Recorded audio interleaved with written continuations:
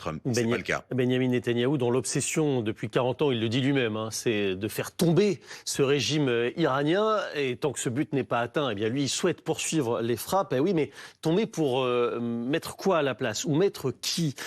Quand on lit ce matin le New York Times, on apprend que les Américains et les Israéliens, d'après le New York Times, auraient eu un plan pour faire émerger une figure qui est assez surprenante. C'est un visage que vous n'avez pas vu depuis longtemps, mais qu'ils ont visiblement eu envie de ressortir de sa résidence surveillée. Et ce visage, Fanny Wegscheider va nous le présenter.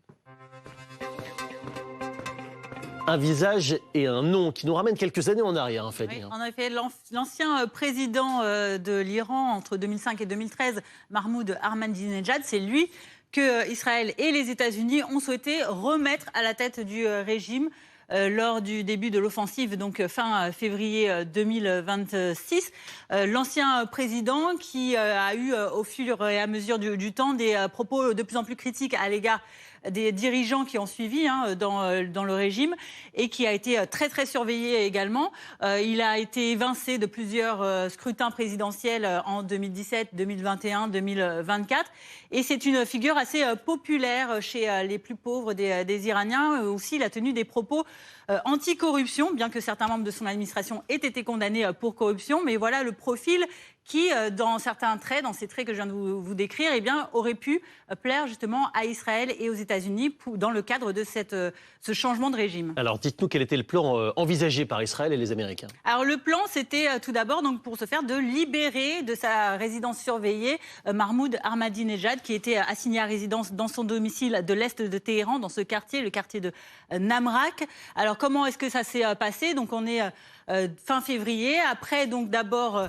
l'élimination de l'ancien ayatollah, des hauts responsables du régime. Et bien là, c'est une frappe aérienne de l'armée israélienne qui a visé donc la résidence de Mahmoud Ahmadinejad, où il se trouvait lui aussi, mais surtout qui a visé précisément les gardes qui étaient en charge de surveiller donc son maintien à résidence. C'est là que ça a explosé. On va voir les images donc de cette attaque, de cette tentative de libération. Je dis tentative parce qu'elle a échoué en réalité, puisque après donc ce plan stratégique global qui était donc d'abord d'éliminer les têtes du régime pour placer Ahmadinejad à leur place, eh bien, on a déclaré que l'ancien président était mort dans un premier temps, ce qui a été assez rapidement démenti, mais tout de même, il a été blessé dans cette attaque et à ce moment-là, il aurait perdu confiance dans ce plan américano-israélien et donc le plan aurait échoué. Depuis d'ailleurs, on n'a plus jamais revu publiquement Mahmoud Ahmadinejad. Donc voilà les circonstances de ce plan. Alors c'est quand même très surprenant parce que ce visage, il rappelle des choses et notamment des prises de position particulièrement dures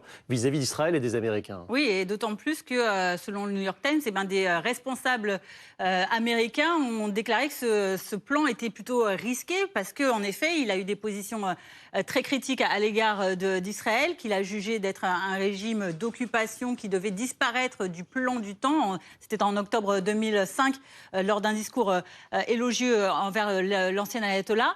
Il est également assez critique à l'encontre des États-Unis, bien qu'il apprécie plutôt Donald Trump, mais les États-Unis, il en parle assez mal de manière générale. Et puis surtout, il a aussi c'est un soutien assez fervent du programme nucléaire iranien. Donc là, ce sont les raisons qui font poser certaines questions sur ce choix qui a été fait par Israël. Oui, c'est vrai, c'est assez stupéfiant ce que vous nous racontez, Fanny. Une réaction rapide, Antoine Basbous, vous y croyez ou pas, vous? C'est quand même le New York